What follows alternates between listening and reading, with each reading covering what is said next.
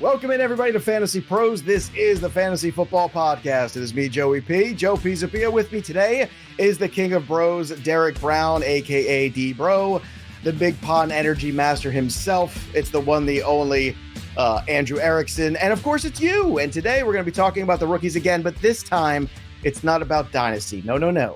This time it's about Redraft. It's for all of us out there that are looking to win now and want to know if some of these rookies can contribute to our rosters and help with that goal of ultimately winning a fantasy football championship. And before we dig into all of those new pieces that are available for us to draft in 2022, I want to remind everybody we've got our giveaway still going on for that Deebo Samuel helmet over at fantasypros.com/contest. So you can get involved in that right now. All you have to do is be a subscriber of our YouTube channel, youtube.com/fantasypros. And when you are a subscriber of our YouTube channel, make sure you click that little bell for notifications. You screenshot that bad boy, and then you head over again to fantasypros.com/contest, and you could win that Deebo Samuel helmet thanks to our good friends at Pristine Auction. Also, don't forget to, if you can't get enough fantasy football, and I know that you can't because it's May and you're listening to the show, then you should be part of our community at Fantasy Pros on our Discord channel. It is free to join. It is awesome. It is fun. Over at fantasypros.com/chat. Again, that's fantasypros.com/chat to join the Discord, join the conversation, join our community. And when you are a subscriber of Fantasy Pros on the higher levels, you get access to so many more channels, including access to Andrew Erickson's hair tips and Derek Brown's beard tips. So between the two of them, you are all set for everything that you need. Gentlemen, we've talked about the rookies quite a bit, but now it's time to switch gears and talk about the short term. What can you do for me now? What can you do for me lately? And Andrew Erickson, we're going to start here with the running backs and kick things off with, of course, Breece Hall, who's that guy that everybody thought pretty much was the consensus RB1 on the board for the rookies.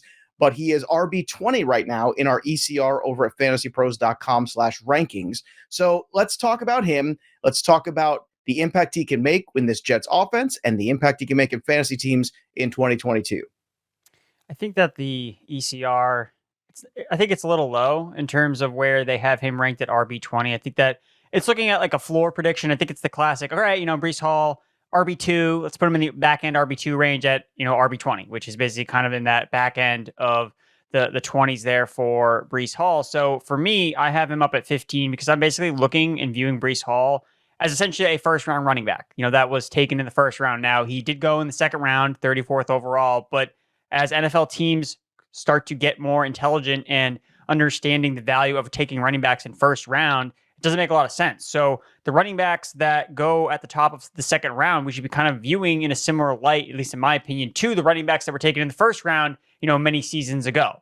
So obviously it's not necessarily the same thing as Saquon Barkley going second overall with Breece Hall, but I do think that looking at some of the players last year, even if you draw parallels to a Javonte Williams, Javonte Williams touched the ball last year 240 times as a day 2 running back selected in round 2. Najee Harris was obviously taken in round 1. He saw 380 touches. I don't think that that's in the range of outcomes for Breece Hall unless there's a mega injury to, another Jets running back. But, Hall is going to get the workload here. And when I was doing my research, kind of looking back at running backs since 2013, running backs taken in the first round, average around 237 touches per season. And every running back last year that had at least 240 touches was a top 15 running back. Now, when I say 240 touches, it sounds like a lot from a total standpoint. But when you break it down per game, it's 14 per game when you include that 17th game. So it's really not that much of a workload to imagine. I mean, obviously, when you think mega workload, you think Breece Hall always got to touch the ball 20 times a game. It's like, no, he actually doesn't have to touch the ball 20 times a game to be a top 15 running back. So 14 per game, that's something that you could look for a 60-40 split. And I think that's more like worst case in Breece Hall's. I think that he could get up to a 70-30 or an 80-20 split with Michael Carter potentially. So I think 15 is better captures his upside in an offense that, could take a step forward. Their offensive line is vastly improved. You have Zach Wilson entering his second year. Now, again, remains to be seen if he's going to take that leap, but he has the weapons around him. And the Jets, the moves that they've made, they added 3 tight ends. So to me, I think that they're going to try to at least run the ball effectively with Zach Wilson and put him in a position to succeed. So Breece Hall, I think, is someone that, as long as he's in that range of 15 to 20 in draft day, I will be gladly selecting him in fantasy drafts.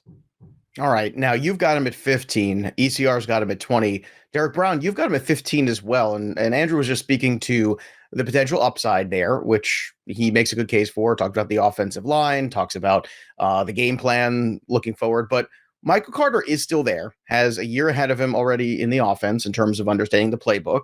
And there's also Zach Wilson, who we have to worry about in terms of whether or not he has any jump year over year, because the rookie season was far less than thrilling, I think. So from an offensive standpoint, how much could the Michael Carter factor and the Zach Wilson factor hold Breece Hall back in redraft leagues this year? Yeah, it's funny, Joe. I mean, we didn't compare ranks. We didn't talk about any of this before we got on the show. So seeing that Andrew and I are holding hands, considering with Breece Hall, and Twitter gets so mad when I talk about range of outcomes for Breece Hall. Every single time you talk about it, they're like, "Oh no, legendary comps can't get flushed down the toilet." And this has nothing to do with me hating Breece Hall. I think that the range of outcomes and Michael Carter being very involved is a concern, Joe. But look, I think that he's going to get enough volume to hit these benchmarks. And as much as I love trolling Twitter and just honestly talking about the range of outcomes for players, because, well, let's be honest, we're in rookie season and everybody wants the best case scenario for all the rookies, I'm with Andrew on this one. I think that Breece Hall is going to get plenty enough volume. And in similar fashion to Andrew's research, I looked all the way back to 2014, and you're looking at there's 14 rookie running backs with 230 more touches. Basically, out of that sample of rookies, you got 78% of them were top 16 options at the running back position or higher. Hell, 64% of them were top 10 options. So it's really hard, and I'm with this on that. I think Breece Hall is being ranked a little bit too low. Even with the Michael Carter concerns, I think he's going to get enough volume to be in this top 15 conversation. Hell, maybe even higher. I know this is not the show where we compare all the rankings and things like that and ask you who would you rather, but I'm going to ask a who would you rather, because in the ECR, okay, RB15 happens to be a guy who plays in the same stadium but for the Giants and not the Jets, and it's Saquon Barkley. So ECR right now has him at 15. You guys have Breece Hall at 15. Andrew Erickson, who would you rather have in redraft leagues this year, Saquon Barkley or Breece Hall? Well, my rankings say Breece Hall because I have Saquon Barkley ranked at RB16. So, yeah, I'm going to go with Breece Hall right now. It's close for me. And I do think Barkley was kind of a low-key winner after the draft. The Giants seemed like they were fishing around for running backs, and they didn't have anybody.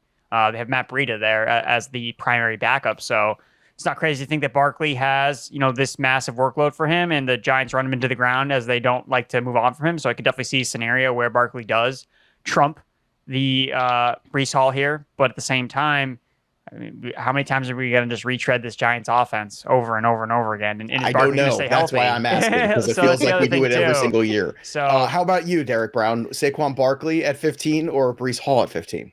I mean, I'll take the other side of the coin here. I have Saquon ranked higher, so he's my RB11. So I'll go with Saquon on this one. I think the volume is locked in. There's no question about that. And regardless of what our outlook is for Saquon after this year, the Giants improving their offensive line, even if Daniel Jones is terrible, he's horrible. I mean, they have Tyrod Taylor behind him. He's showed at least last year he could be serviceable. So even if you believe that Dimes is god-awful, Tyrod Taylor could still be at least league average, and Saquon can eat this year. So I have him above Breece. All right. I know we spent a lot of time on Breece Hall, but I think it's very important because Breece Hall is this guy that is being discussed as a fringe RB1 kind of back potentially. So in redraft leagues in 2022, it's important to break those guys down. It's also important to talk about the guy who got drafted right after him pretty much, which is Kenneth Walker III. And Kenneth Walker lands in Seattle. Now, in the consensus, he is RB32.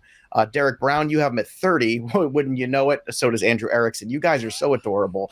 You guys should really consider working together, maybe doing a podcast or something. But Derek Brown, Kenneth Walker, obviously Rashad Penny there. The other situation where Chris Carson's still kind of flushing itself out. But this is a team that historically does like to run the football. So are you optimistic that Kenneth Walker in redraft leagues this year can carve himself out a niche and potentially even take over the starting job at some point in time this season?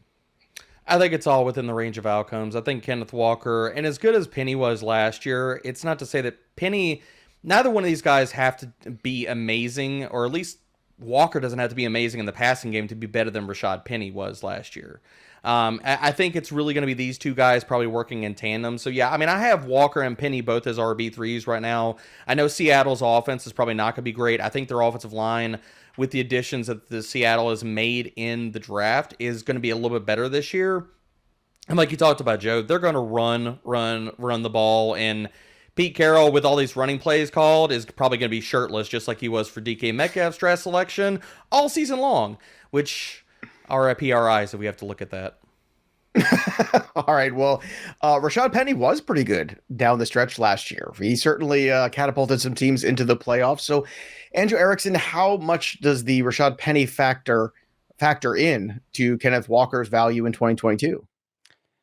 I think it's something that's probably going to be annoying in the beginning. I think that they're going to just do some weird deployment. They're going to use as many guys as they humanly can possibly use, and then they're going to realize that either Penny's going to get hurt, or they're just going to find that Walker is the better runner of the two guys. He probably is already the better rusher of the two. It's just a matter of if this team is trailing in all their games, if they're losing, like how much are they going to be actually run the ball? And they can talk about running the ball a lot. They run slow, like they're a slow paced team. So in our minds, they're going to run the ball like 40 times a game. It's like, probably not, because running, number one, doesn't stop the clock. So you run out of plays to run, and you're just going to end up kind of more disappointed than not when you look at the Seattle offense in general. So I think that ranking Walker here is a safe projection in terms of where you're getting. I don't think you should be. I just don't overpay for guys on bad teams. Like, I'm sorry. Like, there are values that you can have with some of these players, especially you got receivers on bad offenses that are target leaders. Like, you can get values of guys that project to lead their team. And Walker in this range, I feel comfortable taking a shot on him. It's like, if he was up in the top 24, like, oh, he's locked and loaded, like he's going to touch the ball so many times. It's like, yeah, but this offense, like, where's the touchdown upside? Like, where is the receptions upside? I'm hesitant to just be like, oh, I'm all in. But at a RB3 price tag, I feel more comfortable. And I think it's always important with a lot of these players. But, we talk about the players so much. It's like, well, what's the price? Like, that matters so significantly, because I can talk about being higher on a player and Derek Brown could be talking about being lower on a player. And then we look at the price and that could totally flip our perceptions based on, oh, I don't have to pay that. It's like, oh, like that's how expensive he is. So that matters. And I think at this price, I think Walker, I think it's appropriate. All right. And just a reminder for all you boys and girls out there, last year, Rashad Penny, week 14, half-point PPR was RB3. In week 16, RB9, week 17, RB1, and week 18, RB2. So it was a pretty strong finish to the season for Rashad Penny. It's going to be an interesting situation to watch that all flush itself out. Then we have James Cook, right now RB44. Now we're getting different reports out there since he landed in Buffalo that he's going to be, just kind of this guy who fits a J.D. McKissick role. I've seen that already published. There's certainly other people that think, hey, this guy has a chance to take over the entire thing away from Devin Singletary, who also ironically finished pretty strong last year. So, Andrew, this is another situation. This offense is a good offense. So do you want to invest in James Cook because he's at RB44?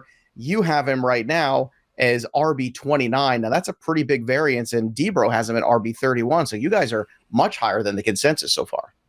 Yeah, I think that it's buying into the offense of the Buffalo Bills. It's buying into the fact that Devin Singletary was the RB3 when they kind of just were like, you're going to be the guy moving forward. And what's not to stop the Bills from being like, hey, we got James Cook, like, let's make him the guy. And people will point at how James Cook was used at Georgia, and it's like, we are so bad at sometimes at projecting how guys are using college and how they're using the NFL. Like, Antonio Gibson played wide receiver in college, and we're still waiting for him to catch passes in the NFL. Like, he's still not doing it. So, like, you have to keep that in mind, that we can do as much analysis as we want. Like, we're not in the coaching room, and we don't know what they're going to do with James Cook. And yes, we're getting reports that is he McKissick, and that's scary to think, because I would never think to rank McKissick as a top 30 running back. If he had signed there with Buffalo, there's no way I would rank him that high. So that's something that kind of keeps in the back of my mind. Like, all right, if he is in this McKissick role, like, this ranking is definitely like way too high. But the fact that, his ECR is 44, that means that I don't necessarily need to draft him as the RB30. I can get some value on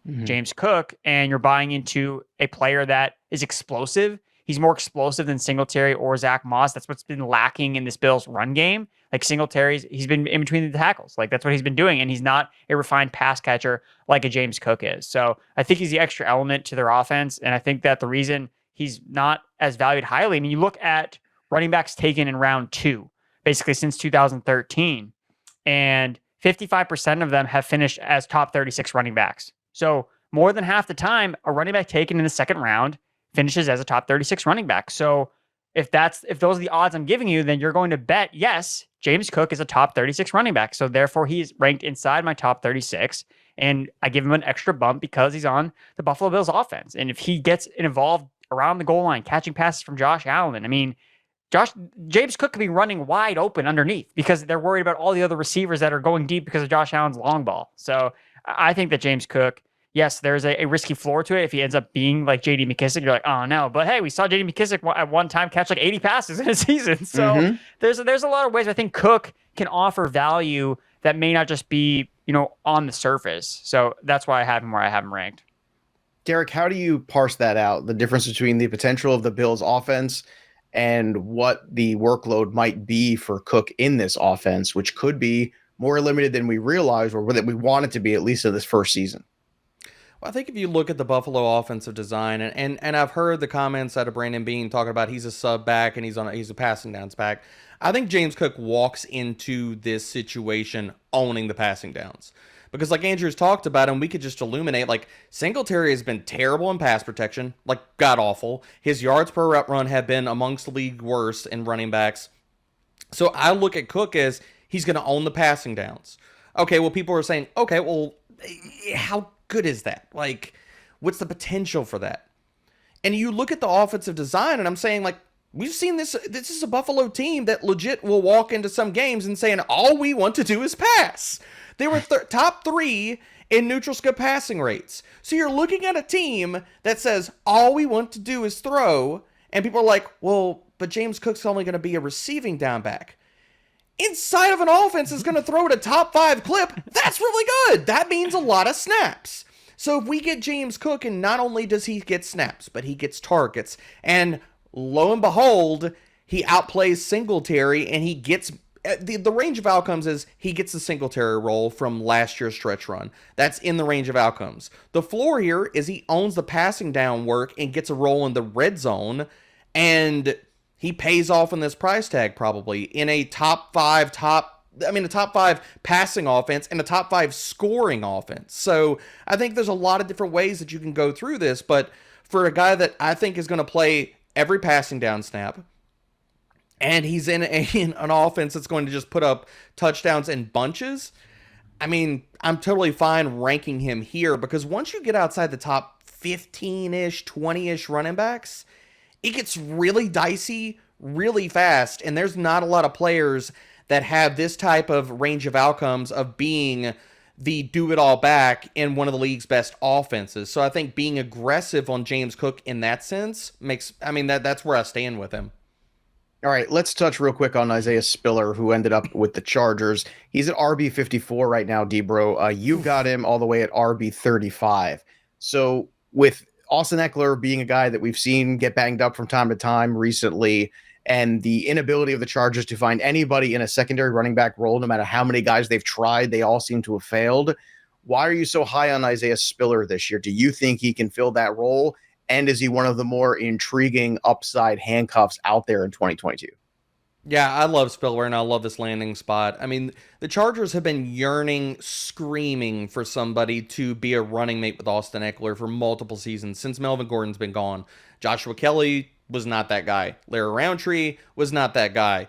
And people can look at my Isaiah Spiller ranking and say, wow, that's aggressive. But again, I talked about when you get in this RB3 range, you're really going with players that you either foresee the role or good offenses. And like Erickson's talking about, I'm investing in a good offense here. So if he's going to be the running mate with Austin Eckler on a team that legit, like no matter how you parse it out, the Chargers are one of the best offenses in the league. Like they're 5th in points per game, and they were top 10 also in points per play and red zone attempts per game. So if Spiller is going to get this red zone role, if he's going to get a little bit active in the passing game, and regardless of whatever narrative you want to throw in here, they don't want to run Austin Eckler into the ground. They don't want him with a top 10 opportunity share. You go back to Joe Lombardi and how he's used running backs. You want to go talk about Detroit. You want to talk about New Orleans, things like that. I think that there's a lot of room for Isaiah Spiller to be a really good back, like not only to be one of the highest handcuffs in fantasy in that sense, but I think he's going to have a standalone role and be an RB3 for us from the jump. All right. Now, Andrew, you've got him a little lower than Debro, but still higher than consensus. You've got Isaiah Spiller at RB 43. So what are you yearning for from Isaiah Spiller this season? Again, I like the landing spot when it comes to the offensive production, the offensive environment. You're hoping Spiller can, stumble into the end zone, find opportunities if Eckler goes down. Because that's the thing. I always kind of looked at Spiller in that way. I always thought he was going to end up on a team. And he wouldn't be like the entrenched starter where, you have like the Falcons or the Texans, where if Spiller landed there, his ADP would be even higher. His ECR would be even higher because people would be pegging him as a starter. I always thought he was better fitted as a, hey, Eckler's out this week. He's dealing with an ankle injury. Like Spiller, you're going in, like you have the 3-down skill set. Like, yes, you're not going to be as explosive, as fluid as Eckler is in the passing game, but like you can get it done for, a few week stretch here. So I think that has a lot of value into it. It's just a matter of just getting, because the Chargers have just been horrible at we've been trying to figure out who Eckler's backup has been for like the past 3 seasons. They've invested day 3 capital into guys like Larry Roundtree, like guys like Joshua Kelly, and they all kind of follow like a similar archetype where they're like bigger, more unathletic running backs. And you're just like, okay, like here we go. Like they're going with Isaiah Spiller again. And I think Spiller's better as a prospect than those other 2 guys. So I that's why I think that there is more confidence in Spiller than it was with those other 2 players. But I do want to get some type of, maybe concrete's not the right word, but some type of, hey, like, we like Spiller. We kind of view him as the next guy up after Austin Eckler, something like that to kind of make me feel a little bit more comfortable to move him inside my top 40 running backs. I have him at RB 43. And then also I am curious to see if they re-sign Justin Jackson. Like he is still a free agent. He did really well as the backup last year for Austin Eckler. What's to say he doesn't re-sign with the team? So then that would be another hurdle that, okay, now how do we view Spiller? So kind of keeping it a fluid ranking. Again, we're allowed to change the rankings here, even though it is May. We can change them if we want to. So yeah, but I do understand the upside with Spiller if he does end up getting that role, which is definitely in his range of outcomes. All right, real quick. Again, that's the key phrase here. Who else do you have on your radar in 2022 that you think can be a useful redraft running back because of either handcuff potential or maybe somebody who could just take the role outright? Who is that guy? 30 seconds, Andrew Erickson. Tyler Allgeier for the Atlanta Falcons running back. Just a really bad depth chart. They have Cordero Patterson there, and he's just not, like, is he a real running back? We don't know. Allgeier from BYU, really great after contact, and the offensive line is not great, so he can break some of these tackles and pick up yardage for the Falcons when they're losing by 28 points. I think he got it in just under the 30. Good job. Just all right, barely. Derek Brown. Just barely. Derek Brown was timing you. D-Bro, who do you got? Same question. Could be the same guy, too. I don't care if it's the same guy. I want the right answers, not just different for the sake of being different. I'll go Dameon Pierce as a guy that I think he walks into that depth chart as the most talented player. And Pierce, we've seen, he can pass protect. He's a plus receiving back. Even on a bad offense with a quarterback that's immobile like Davis Mills, he can get checked down for days. All right, so Pierce in Houston and Allgeier in Atlanta. Those are 2 other running backs you should be taking note of in your redraft leagues in 2022. All right, let's switch gears, gentlemen, to the wide receivers. And obviously the wide receivers have a lot to offer in this class. So let's start with Treylon Burks, who is right now consensus wide receiver 39. Derek Brown, you have Treylon Burks at 33. So talk to me about Burks and what you feel like his upside is, taking over basically a big chunk potentially with the absence now of A.J. Brown in that passing game. Yes, they did bring in Robert Woods, but at the same time, Burks is seen as that heir apparent. So what do you think his upside is in 2022 redraft? I mean, I think overarching belief, and we're going to talk about all these different players from a rookie and our outlook for a redraft, but an overarching belief for me when looking back through the data, since 2014, you have 13 rookie wide receivers that have had 110 or more targets. Legit, 11 of those guys have been wide receiver 33 or better in fantasy points per game. 7 of them wide receiver 20 or better. So if we could see pathways for that type of target share or raw target volume for these guys, it's really hard to rank these guys outside of being like wide receiver 3 options. And that's where I look at Treylon Burks and a few of these other guys. I think that you look at this passing attack and what he's going to be as being the A.J. Brown heir apparent. It's not hard, even though they're a run-first offense, to sniff 110 plus targets, considering 1, who he's competing with, and 2, just the offense and the role he's going into and in general. So yeah, I mean, I'm going to be above consensus. I think consensus is really low on a lot of these rookies. All right, you're above consensus, and Andrew Erickson is above you at Treylon Burks, wide receiver 29. So Erickson, talk about Burks, why you have him so high in your rankings for this season in redraft. Yeah, it's all the same reasons that Debro listed out, the opportunity that he has from day one, from the get-go. Who else are they going to throw the football to? And it's not one of those where he's kind of in there and you're just kind of like praying that he's good. You're like, oh, like, because we see this all the time with guys that, get opportunity and then they just don't get the ball because they're not good and the team just runs the ball more. Like, I guess the Titans could go that direction if things don't look good for Burks, during training camp and they just run the football with Derrick Henry. But I mean, it seems like Burks is going to be the guy there. They don't really have a lot of established players. I mean, Robert Woods, okay, like we cannot forget about how the Tennessee Titans are that franchise where, as Voldemort would say, veteran receivers go to die. Like every veteran receiver, like Andre Johnson went to the Titans. Randy Moss played on the Titans, gone. Most recently, Julio Jones went to the Titans, gone. And Robert Woods is now following in that footsteps of these veteran receivers. A little scary. Come to Tennessee to basically turn to dust. And that's what happens. So Treylon Burks, luckily, he's young. He's a rookie. So I think they'll have a much better chance of having a significant impact. And like Debro said, I mean, these first-round rookie receivers, they should all be ranked, in my opinion, in the top 36. Like, just looking statistically, looking back, like that's where the hit rate is for these guys that more often than not, 55% of the time, they're finishing as top 36 guys, especially when you look at guys taken in the first round. So anytime, like if you're drafting best ball or whatever, and you're seeing these guys have ADPs in the 40s, it's like, keep drafting them. Like they should be in the top 36. And then that's where you're getting fair value. So right now, I think that all rookie receivers, especially the guys taken in the first round, are all being undervalued right now. I mean, look at the impact we've seen from some of these guys coming out all past year. Like they're all hitting the ground running, and people, it's almost like we're still afraid to get hurt when, 10 years ago, it took rookie receivers forever to do anything, but they are coming in so much more decorated and seasoned, ready for that NFL game, that I think the public and we're a little bit behind. It's like, no, we got to adapt, and we need to put these guys, we need to push them up the rankings now and not wait for them to blow up in week 3. Oh, well, what do you know? You already have them on your roster. So I think that's the move. I see. And for Robert Wood's sake, I hope he's very careful in the clubhouse, because he doesn't want to turn a corner and all of a sudden say, Avada Kedavra! Robert Woods! Yeah! You're an old wide receiver! Avada Kedavra! Very dangerous. That's my Voldemort there for the YouTube channel. Let's move on to Drake London, who ironically is not Derek Brown's wide receiver 1 in redraft. I thought he might be, but he wasn't. Drake London is wide receiver 42 in the ECR. Erickson, you've got Drake London over at 30, same as Debro. So once again, you guys are spot on, and yet you say you don't get together and make these rankings.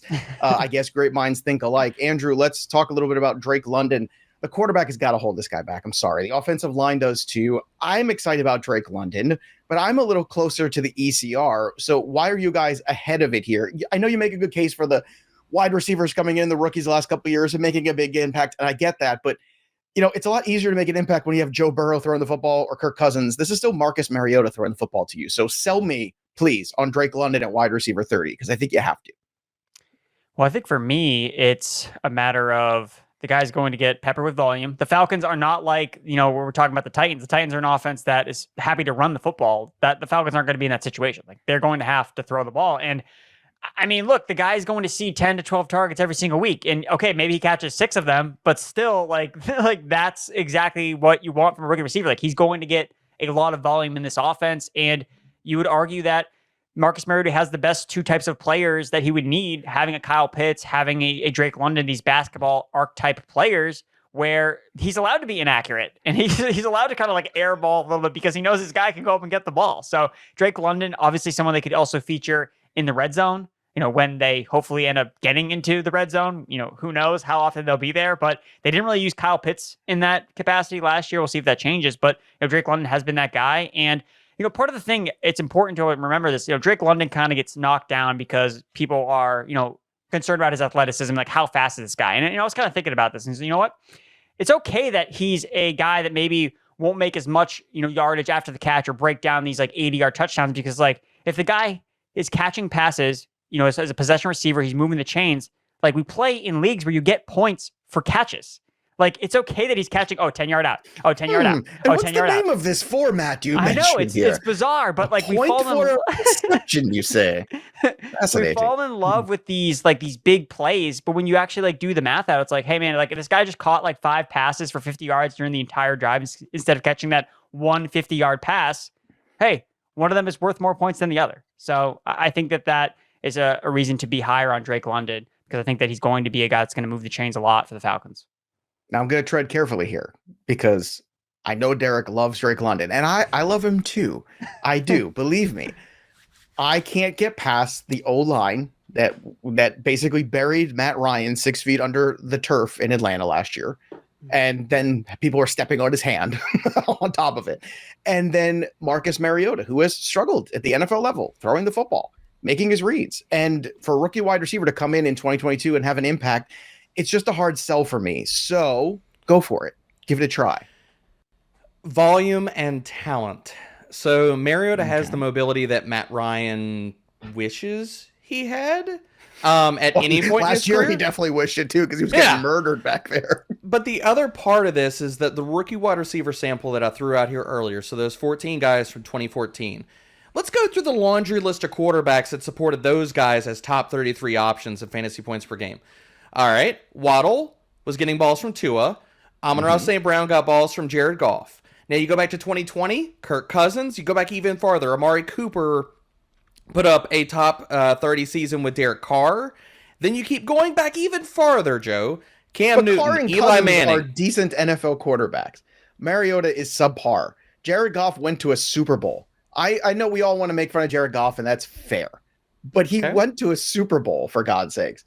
Marcus Mariota could not keep his job from Ryan Tannehill when he was in Tennessee. I'm just saying, like, that's where I struggle. That's, you can have all the talent in the world. If you can't get the guy the football, it becomes a difficult situation. So, especially short term. Long term, I'm all in, baby. I'm with you. I love the guy. He's great. But short term, how do we get that return on where you guys have him at wide receiver 30? Correct? That's where you have him. Yes. Yep.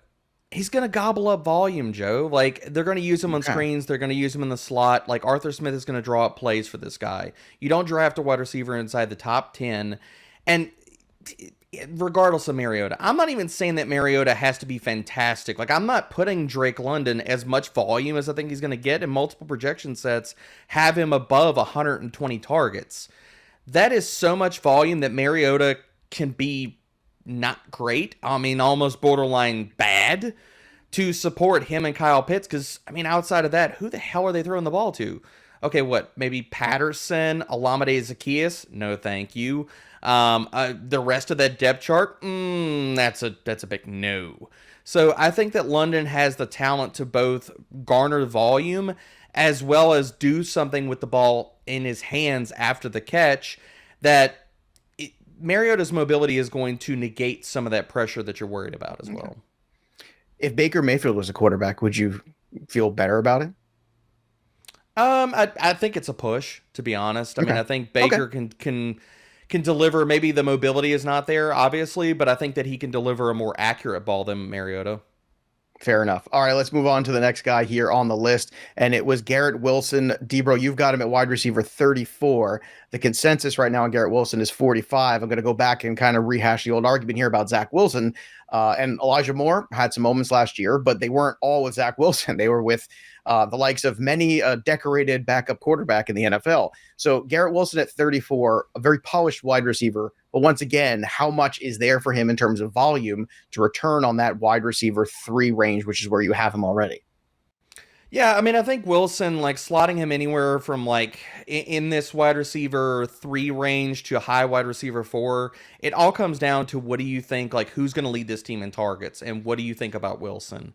And right now, I have him above Elijah Moore because I think that, one, the Jets have told us that they went and selected Wilson inside the first round handedly, and 2, it comes down to, like, skill set. I think that, like, anybody can go back and check out the episodes of, like, I've talked about Garrett Wilson, multiple mock episodes. Basically, get the ball in his hands, and he is going to be a hand-in-glove fit for this offense. Use him on shallow crossers, his yak ability takes over, and I think that he could easily pay off on this price. Even if Wilson's not fantastic, I think that this is another opportunity where we're talking about, okay, what are we buying into here? We're buying into volume, and we're buying into talent. And there's only so low that I can get on Garrett Wilson, even if I'm not high on pretty boy Zach Wilson.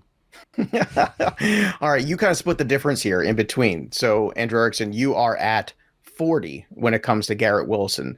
So to me, that's kind of reasonable. Like you're saying to me, there's upside here in redraft leagues, but I'm not ready to lock him in as a wide receiver 3 yet. Is that kind of your thinking on Wilson? Yeah, I'm very price agnostic when it comes to Garrett Wilson because I see the path where he steps in as the number one guy and he supplants Elijah Moore and it's great and we love it. He's really talented. He gets open at will. But then there's the other side of the coin where Zach Wilson just crumbles. No one can move in this offense at all. Like everyone is terrible. So like you have to weigh those things when you're drafting him. So if he gets steamed up, God, whoever the receiver that just gets the most like hype is probably the one I'll fade because I'm just going to take the better values. Because I think that a lot of these, especially, he was a top 10 pick. Like the track record of top 10 picks at receiver, basically going outside of Tavon Austin, is really good in recent years. Like those guys have delivered immediately for their teams. So Garrett Wilson has that working in his side. But you also have Elijah Moore. He was like the wide receiver 2 in his last 6 games played. And, I kind of threw Elijah Moore to the Wolves a little bit when Garrett Wilson first got drafted. And then I kind of like went back and looked at Moore. And I was like, man, like I can't just like, he was really good. I can't like disregard Moore like that because of how good he was as a rookie, especially with the hodgepodge of Josh Johnson, Mike the Night White Johnson or Mike White. And then, Zach Wilson. It's just like whoever was playing quarterback for the New York Jets last year. Like, I don't even know. Mm-hmm. So Garrett Wilson, I think, I have him kind of in that, backhand wide receiver 3 range because I recognize the talent, but I also understand that the situation does matter a lot. And I'm an advocate for drafting receivers on good teams and players on good teams. And if he's cheap and I think he could be the leader, okay, I'll take a shot on him. But if he's going to get steamed up and get more expensive, then I'll probably have to try to fade away from him. All right, next on our list is Chris Olave at wide receiver 52. Now, Erickson, you've got Olave at 46. Derek has him at 44. So you guys are basically in that same universe. Is Olave's value tied to a healthy, productive Michael Thomas, in your opinion? Because if he's on the field, that certainly makes Olave's first year a whole lot easier on the rookie. Yeah, I think that it's really important whether they're getting an update on Michael Thomas. I know that some of it's been more ambiguous as of late. Like we're getting reports, like his ankle's like not okay. Like we don't know. Like there's a lot of question marks about this offense. And I still have question marks about what this offense is going to look like. Are they just going to run the ball? Are they going to be aggressive downfield? Like I know we've seen Winston fuel a lot of great fantasy seasons from wide receivers, but was that a part of being in the Bruce Arians offense? No, risk it, no biscuit. Like that's not the New Orleans Saints offense. It wasn't what the Saints did last year with Jameis Winston. Could it change? It's possible, but we don't know. So I think taking a leap of faith of like ranking Olave as like top 36 guy like immediately, I think that's a little risky. Whereas, okay, if he's the complement to Michael Thomas, we know that he can win downfield. So that's kind of where I feel comfortable ranking him here in like the wide receiver 4 range. If Thomas isn't healthy, D-Bro, let's say he's going to miss the opening of the season or something like that, does that move Olave up or down in this ranking? It's going to shoot him up. You put him in basically the same kind of tier. If Thomas is going to miss some time, I'm going to put him in the same kind of tier. But you're also putting a rookie then against, the better corner too, just theoretically most of the time. Just that's theoretical, but you also have a team. And I know Sean Payton is gone right now, but Pete Carmichael's been there for the entirety of this, and they could easily move Olave in the slot. And if the corner's not going to follow him, get him off of the top coverage as well. But the other thing it comes down to is he's going to see a big bump in volume. So I'll move him up right there behind Drake London and Treylon Burks in the wide receiver 3 range. If we're saying that, like, okay, MT is going to miss some time, then he's going to more likely get in that 110, 115 target range, and that's probably going to boost him as long as Winston doesn't just crap his pants and fall apart. He's going to boost him up into that wide receiver 3 range.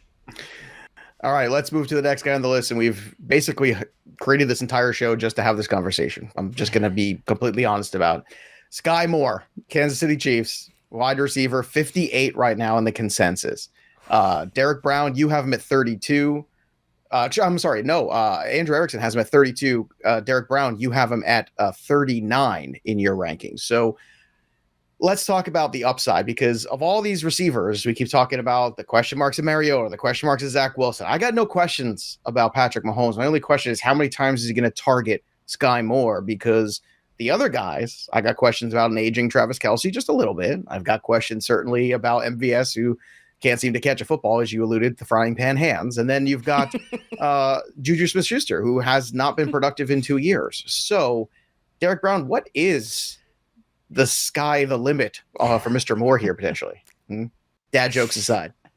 Top 15, top 20 wide receiver. I mean, I really think, and I thought I was going to walk into this podcast and be the guy sitting here like, look at Skyy Moore. Yes! And then we put our ranks into the sheet, and I'm like, crap, Erickson's higher than me. Like, I need to go adjust this a little bit. Like, I mean, I felt like I was pumping the brakes just a tad bit with Skyy Moore, but I think that type of ceiling outcome is definitely there. He could be the number 2 option in this Kansas City passing attack from week 1. And I'm sorry for all the Juju Smith-Schuster truthers, stands, still believers out there, but Juju has not been good over the last 3 to 4 years. And you can only put so much of that on Ben Roethlisberger. For a player that has seen his yards after catch per reception drop in each one of the last 4 seasons, as well as his yards per route run. You could only sit here and say there is so much Roethlisberger to sit here and put that on. Deontay Johnson hasn't had a problem, people. Sorry, you can't sit here and wish all of that away and lean on the fact of Juju being, he's still young, he's got promise. Come on. The more talented player at this juncture of their careers is Skyy Moore. So I'm willing to invest, and if I need to bump up this and be a little more aggressive on his ranking, I will happily do so. All right, Andrew Erickson, your thoughts on Skyy Moore, who has certainly the quarterback, the offense around him, and the opportunity to really be a huge return on investment, maybe even a league winner if everything breaks right. And if he's not, I don't know, if he kind of lingers around this current ADP, it might not cost you anything to find out. If you're wrong, so what? You can move on. But if you're right, Andrew Erickson, this could be a league winner potentially. Yeah, and I think the only why isn't he not ranked higher by the ECR? It's because he wasn't a first-round pick. That's the reason. We all know the landing spot is the best one out of all the rookie wide receivers, but everyone is like, well, you got to consider he was a second-round pick, and I'm like, yeah, Deebo Samuel, he was a second-round pick. AJ Brown, he was a second-round pick. DK Metcalf, maybe the NFL made a mistake, like they do all the time. So for me, it's especially when you look at the numbers, when I went back and did my research since 2013, you're looking at, there's usually one round 2 guy that kind of sneaks into the top 36 every single year. And when you do the math out, there were 13 guys taken between the first 2 rounds. It's a 55% hit rate that a player taken in round 1 or 2 ends up being a top 36 receiver. So you could just blindly take, the 6 receivers that were taken in the first round, except for Jameson Williams because he's hurt. And then you add in one more guy from the second round. Who's the favorite? Of course, it's Skyy Moore. He's obviously the clear candidate that would make the leap in the top 36 based on when he was drafted and basically on the landing spot. So I think it's just people are not being aggressive enough to get a guy that's attached to Patrick Mahomes. It's going to take 1 10-target game in week 1, and we're like, well, now we got to rank him in the top 24. So I think that it's easy for Skyy Moore to be ranked this high. Well, Erickson, when you have 29, just so you guys know, I'm higher than both of you. So there you go. There you have it. Go ahead, D-Bro.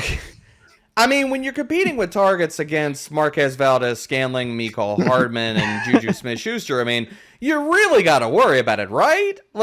Come on, man.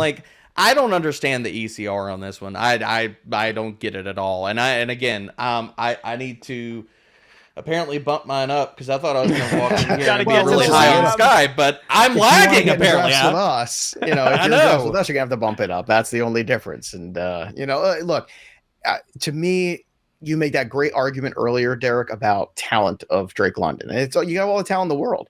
If you don't have the guy throwing you the football at the end of the day, that's the difference maker. That's the guy in redraft you need. You need the guy who's got talent, but maybe even more importantly, the opportunity and the guy to throw you the football consistently and well. If you have that, then you have a path to being a wide receiver too, potentially in this rookie class, or even more. Who knows what could be for him? All right, let's talk about these last guys at wide receiver real quick. We can kind of loop them together. You tell me who your favorite is. Let's start with Christian Watson, wide receiver 63 in consensus, Jahan Dotson, wide receiver 64, and then Jameson Williams at wide receiver 65. So these guys right now, I think this is kind of like the placeholder, I feel like, ranking in ECR, where everybody says, okay, these guys all have opportunity. Let's wait until we get some good news out of camp. Let's wait till preseason, and then these guys will probably start going up boards. You guys right now with these wide receivers, Derek Brown, you have got Christian Watson at 45.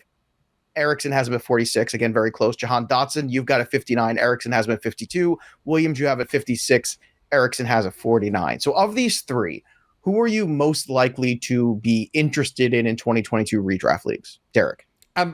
People need to just go ahead and rewind the podcast. Rewind the podcast to those last few points you made about opportunity and talent and a really good quarterback throwing you the ball, and you just laid out my argument for Christian Watson perfectly, Joe.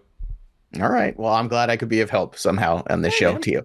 Andrew Erickson, of these three guys, who are you more likely, or should I say most likely, to draft in redraft leagues in 2022?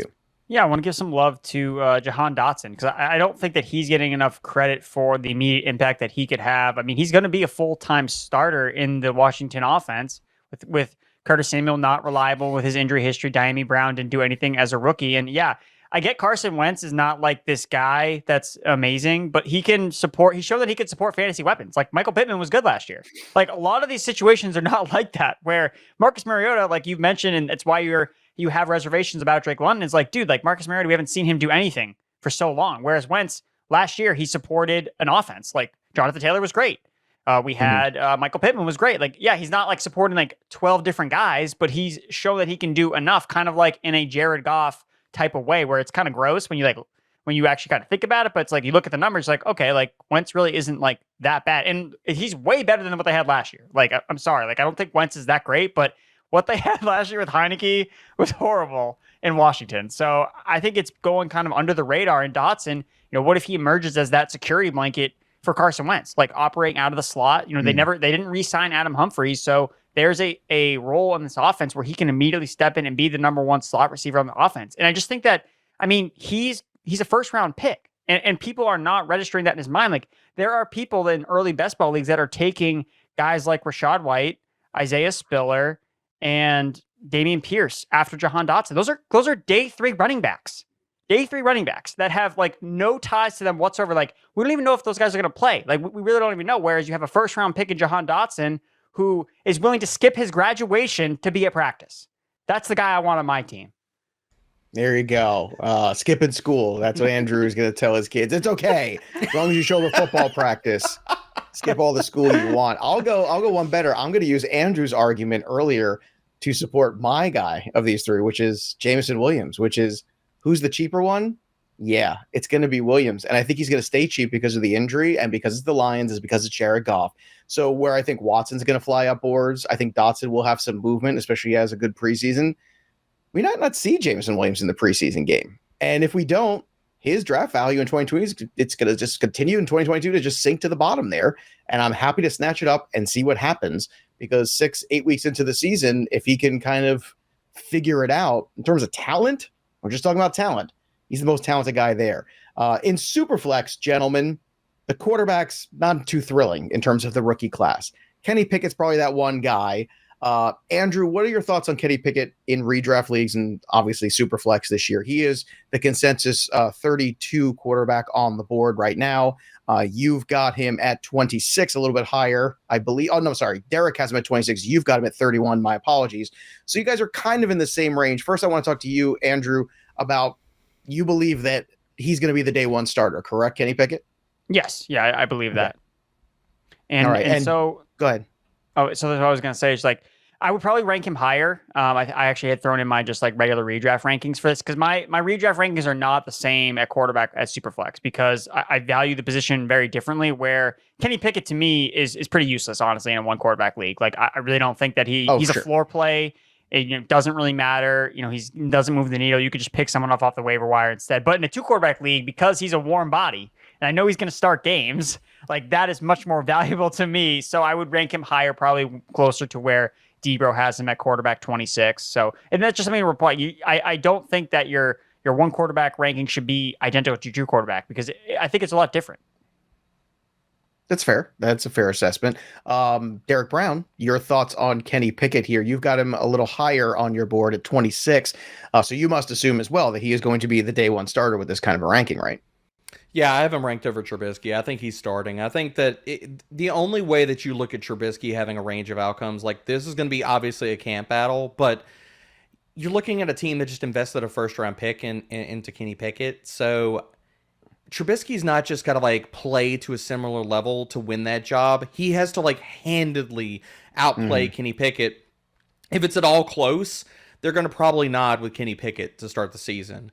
So, I mean, I think that he's going to win the starting job. And this is about where you look at Pickett. I mean, he's not going to be a difference maker, even in Superflex. He's going to, I mean, at the upper range of his outcomes, you're looking at like a mid QB2 type of performance. Like, I don't see anything that's going to vault him higher than that, whether it's neutral script passing rates or just his talent and the offense around him.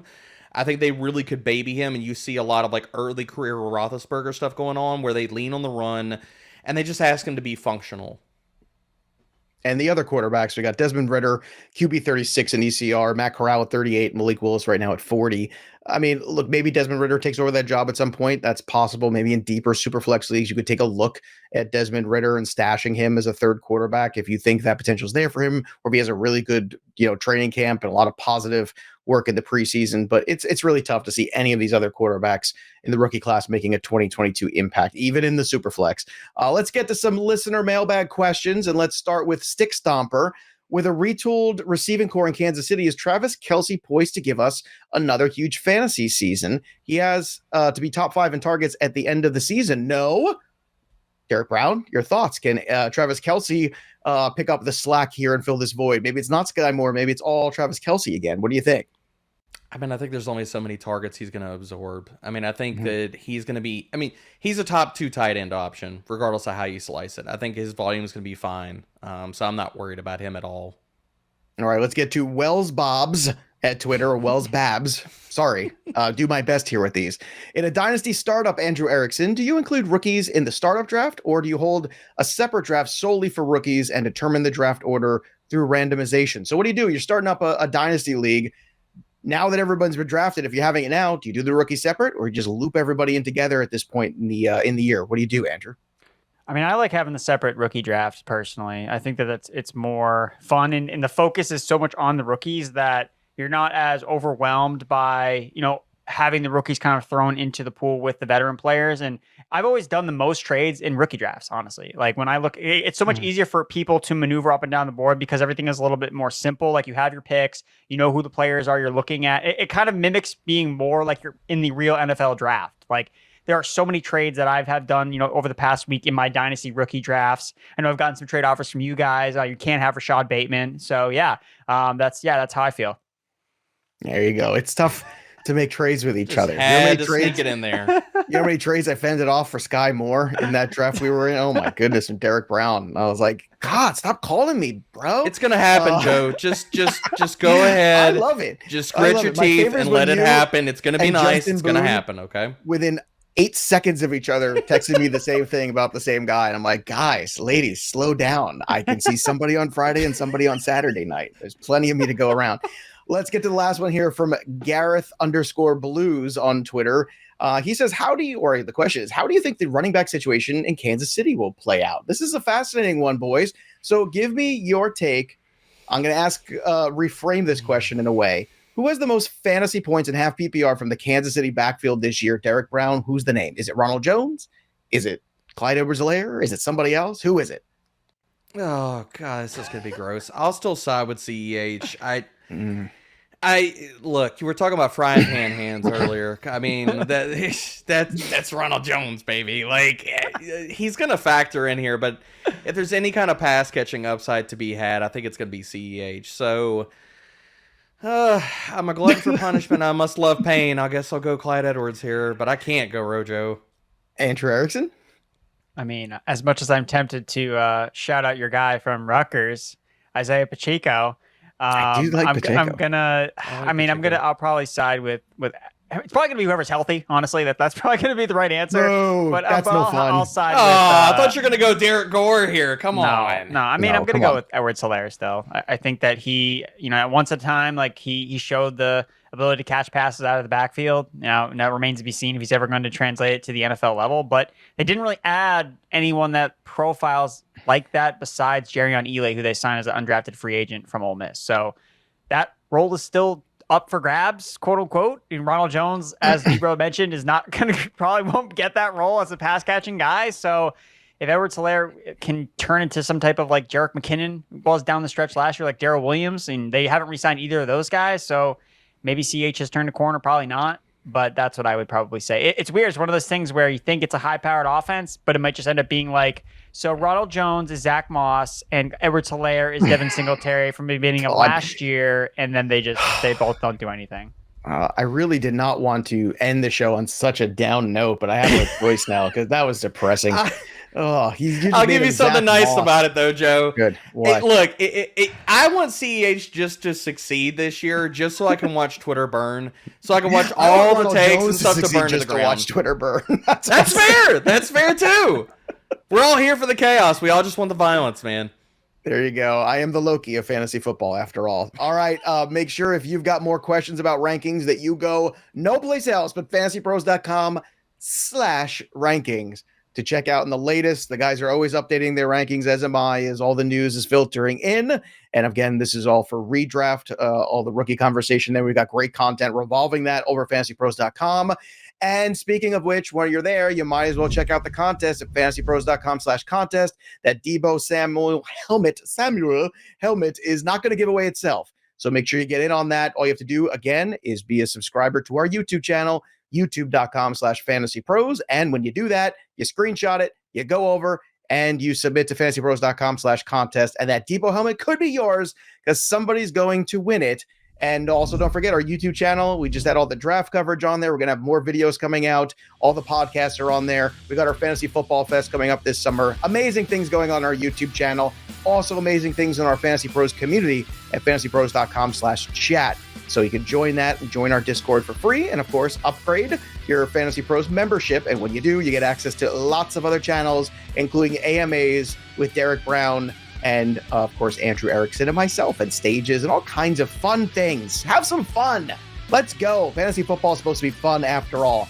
This was a fun show, gentlemen. As always, I appreciate your time and your insights, and of course, your Harry Potter references. That'll do it for us. But the story of the game goes on. For Derek Brown, Andrew Erickson, I'm Joey P. We'll see you next time, kids.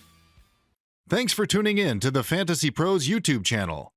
Don't forget to check out our featured videos. And while you're at it, make sure to follow us on Instagram, Facebook, and Twitter at Fantasy Pros, so you can get the latest news and updates to give you the edge you need in your fantasy league.